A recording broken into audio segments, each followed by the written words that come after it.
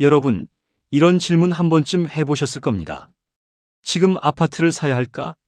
10년 뒤에도 서울 아파트는 계속 오를까? 신축 아파트면 무조건 안전할까? 그런데 저는 앞으로 부동산을 바라보는 질문 자체가 바뀌어야 한다고 생각합니다. 지금까지 우리는 아파트를 평가할 때 역세권인지, 대단지인지, 신축인지, 학군이 좋은지, GTX가 들어오는지부터 따졌습니다. 물론 앞으로도 이런 요소들은 중요합니다. 하지만 10년 뒤에는 여기에 아주 중요한 질문 하나가 추가됩니다. 10년 뒤 이 집을 누가 사줄 것인가? 저는 이 질문이 앞으로 우리나라 아파트 시장을 이해하는 가장 중요한 열쇠가 될 것이라고 봅니다. 오늘은 단순히 집값이 오른다, 내린다는 식의 전망이 아니라 인구 구조와 세대 변화, 주거 선호도의 변화를 중심으로 10년 뒤 우리나라 아파트 시장이 어떻게 달라질지 이야기해 보겠습니다. 첫 번째 변화, 대한민국의 집을 사는 사람이 달라집니다. 앞으로 10년 동안 대한민국 부동산 시장에서 가장 큰 변수는 금리도 아니고 GTX도 아닐 수 있습니다. 바로 인구 구조의 변화입니다. 우리나라는 빠르게 고령사회로 이동하고 있습니다. 10년 뒤에는 65세 이상 인구가 전체 인구에서 차지하는 비중이 지금보다 훨씬 높아질 것으로 예상됩니다. 그런데 여기서 중요한 문제가 하나 있습니다. 현재 우리나라의 주택 상당수는 50대, 60대 이상 세대가 보유하고 있습니다. 반면 앞으로 주택을 새롭게 구입해야 할 젊은 세대는 인구가 줄어들고 있고 주택 가격과 대출 부담 때문에 집을 살 수 있는 경제적 여력도 예전만 못합니다. 결국 이런 구조가 만들어집니다. 집을 팔아야 하는 사람은 늘어나는데 집을 사줄 사람은 줄어드는 것입니다. 이것이 앞으로 부동산 시장에서 굉장히 중요한 변화가 될 수 있습니다. 물론 모든 아파트 가격이 일제히 떨어진다는 이야기는 아닙니다. 오히려 반대입니다. 좋은 아파트와 그렇지 않은 아파트의 가격 차이가 지금보다 훨씬 크게 벌어질 가능성을 생각해야 합니다. 두 번째 변화, 아파트면 다 오른다는 공식이 깨질 수 있습니다. 과거에는 아파트라는 상품 자체가 강력했습니다. 특히 서울과 수도권에서는 오래된 아파트라도 재건축 기대감이 있으면 가격이 상승했습니다.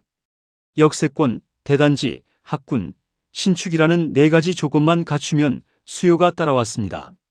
하지만 인구가 감소하고 고령층이 증가하면 이야기가 달라집니다. 예를 들어 10년 뒤 70세가 된 사람이 있다고 생각해 보겠습니다. 30평, 40평짜리 대형 아파트에 살고 있습니다. 아이들은 모두 독립했고 부부 2명만 살고 있습니다. 그런데 관리비는 계속 나오고 집 안팎을 관리하는 것도 힘들어집니다. 병원에 갈 일이 많아지고 자동차 운전도 부담스러워집니다. 이 사람에게 가장 필요한 집은 과연 어떤 집일까요? 화려한 대형 평형일까요? 아마 그렇지 않을 가능성이 높습니다. 병원이 가깝고 마트가 가깝고 공원이 가깝고 대중교통을 이용하기 편하고 관리비 부담이 적은 집, 바로 이런 집이 필요해집니다. 즉 앞으로는 집의 가치가 단순히 몇 평인가 해서 얼마나 편하게 오래 살 수 있는가로 이동할 수 있다는 것입니다. 세 번째 변화, 병원 가까운 아파트가 새로운 역세권이 될 수 있습니다. 지금까지 부동산에서 가장 강력한 단어 중 하나는 역세권이었습니다. 지하철역까지 걸어서 5분, 10분이면 역세권이라고 이야기했습니다. 그런데 10년 뒤에는 여기에 새로운 단어가 등장할 가능성이 있습니다. 저는 이것을 병원세권이라고 표현하고 싶습니다. 나이가 들수록 병원 접근성이 중요해지기 때문입니다. 젊을 때는 지하철역이 15분 거리에 있어도 걸어갈 수 있습니다. 하지만 70대, 80대가 되면 이야기가 달라집니다. 정기적으로 병원을 방문해야 하고 약을 처방받아야 하고 응급 상황에 대비해야 합니다. 그래서 앞으로는 대형 병원이나 종합병원, 재활건강관리시설과 가까운 주거지의 가치가 지금보다 높아질 가능성이 있습니다. 여기에 마트, 약국, 은행, 공원, 복지시설까지 가까우면 더욱 좋겠죠. 결국 미래의 좋은 아파트는 교통이 편리한 집에서 생활과 의료가 가까운 집으로 진화할 가능성이 있습니다. 네 번째 변화, 초고층 아파트가 무조건 최고의 집은 아닐 수 있습니다. 우리나라 아파트는 갈수록 높아졌습니다. 30층, 40층, 50층을 넘어 초고층 아파트가 흔해졌습니다. 젊은 사람에게는 전망이 좋고 시설이 훌륭한 고층 아파트가 매력적입니다. 그런데 고령 사회에서는 다른 문제가 생깁니다. 엘리베이터가 고장나면 어떻게 할까요? 정전이 발생하면 어떻게 할까요? 화재나 재난 상황에서 대피하는 것은 쉬울까요? 물론 최신 아파트는 안전 시스템이 잘 갖춰져 있습니다. 하지만 고령자 입장에서는 수직적인 생활보다 수평적으로 이동할 수 있는 생활 환경이 더 편할 수 있습니다. 집에서 나와 공원까지 걸어가고 병원까지 쉽게 이동하고 마트와 카페, 복지시설을 가까운 거리에서 이용할 수 있는 구조. 이런 주거 환경이 앞으로 더욱 중요해질 수 있습니다. 그래서 미래에는 무조건 초고층 대단지라는 이유만으로 높은 가치를 인정받기보다 저층 또는 중층 중심의 쾌적한 단지, 작은 평형, 편리한 생활 동선을 갖춘 주거지가 새로운 경쟁력을 가질 가능성이 있습니다. 다섯 번째 변화, 대형 평형보다 중소형 아파트가 유리할 수도 있습니다. 10년 뒤를 생각하면 주택의 크기도 다시 생각해 봐야 합니다.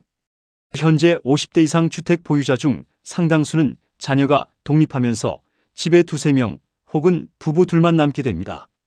그런데 30평, 40평 아파트를 계속 유지해야 할까요? 청소와 관리도 힘들고 관리비도 부담입니다. 그래서 앞으로 고령층이 자신의 큰 집을 팔고 작은 집으로 이동하는 주택 다운사이징 현상이 더욱 중요해질 가능성이 있습니다. 문제는 여기서 발생합니다. 큰 집을 팔려고 하는 사람은 많은데 큰 집을 사려는 젊은 가구가 충분하지 않다면 어떻게 될까요? 결국 대형 평형과 중소형 평형 사이의 가격 격차가 지금과 달라질 수 있습니다. 특히 투자 목적으로 단순히 평수가 크니까 좋다는 생각은 다시 한번 따져봐야 합니다. 그렇다면 10년 뒤 모든 아파트 가격이 떨어질까요? 여기서 가장 중요한 이야기를 해야 합니다. 저는 10년 뒤 아파트 값은 폭락한다라고 단정하는 것은 위험하다고 생각합니다. 부동산 가격은 인구 하나만으로 결정되지 않습니다. 금리, 소득, 공급량, 정부 정책, 지역 경제, 일자리, 학군, 교통망, 재건축 사업성 등 수많은 요소가 동시에 작용합니다. 특히 서울 핵심 지역처럼 일자리와 교육, 교통, 문화시설이 집중된 곳은 인구가 감소하더라도 수요가 유지될 가능성이 있습니다. 따라서 앞으로 나타날 가능성이 높은 현상은 전체적인 집값의 단순한 상승 또는 하락이 아니라 지역별 상품별 양극화라고 보는 것이 더 현실적입니다.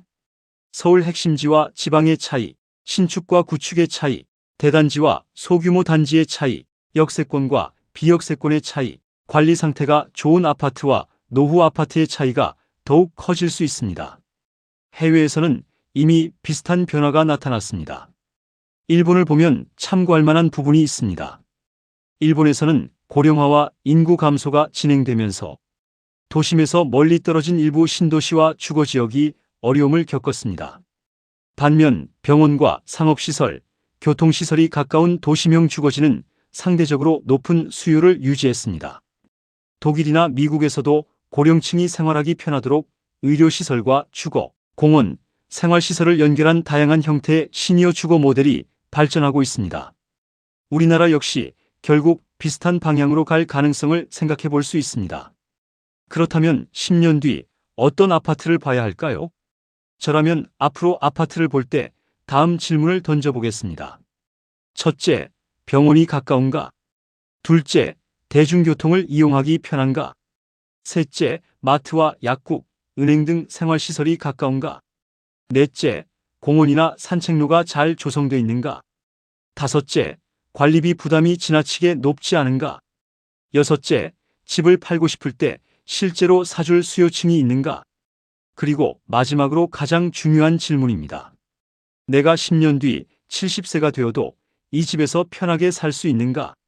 이 질문에 예라고 답할 수 있는 집이라면 미래 가치가 있을 가능성이 높다고 봅니다. 부동산 시장은 항상 변했습니다. 예전에는 논밭이던 곳이 아파트촌이 되었고 버스만 다니던 곳에 지하철이 생기면서 집값이 올랐습니다. 앞으로 10년 역시 엄청난 변화가 일어날 것입니다.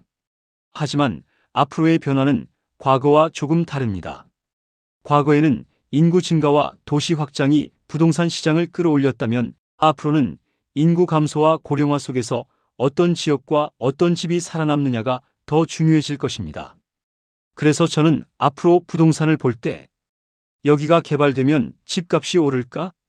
라는 질문만 하지 말고 10년 뒤 이 동네에 누가 살고 있을까? 를 함께 봐야 한다고 생각합니다. 그리고 또 하나, 10년 뒤 이 집을 누가 사줄까? 이 질문까지 할 수 있어야 합니다. 지금은 좋은 아파트라고 생각했던 집이 10년 뒤에도 좋은 집이라는 보장은 없습니다. 반대로 지금은 크게 주목받지 못하는 아파트라도 고령자가 생활하기 편하고 의료, 교통, 생활 인프라가 잘 갖춰져 있다면 새로운 가치가 생길 수도 있습니다. 결국 미래의 부동산 시장은 가장 비싼 집이 아니라 가장 오래 살 수 있고 가장 쉽게 팔 수 있는 집이 강해지는 시장이 될지도 모릅니다. 10년 뒤 아파트 값의 핵심은 평수가 아닐 수도 있습니다. 층수가 아닐 수도 있습니다. 화려한 커뮤니티 시설도 아닐 수 있습니다. 어쩌면 답은 아주 단순합니다. 나이 들어서도 살기 편한가? 여러분이 지금 가지고 있는 아파트 또는 앞으로 구입하려는 아파트도 한번 이 기준으로 다시 바라보시기 바랍니다. 10년 뒤 부동산 시장의 승자는 과연 어떤 집이 될까요? 아마 지금 우리가 생각하는 것과는 상당히 달라져 있을 것입니다.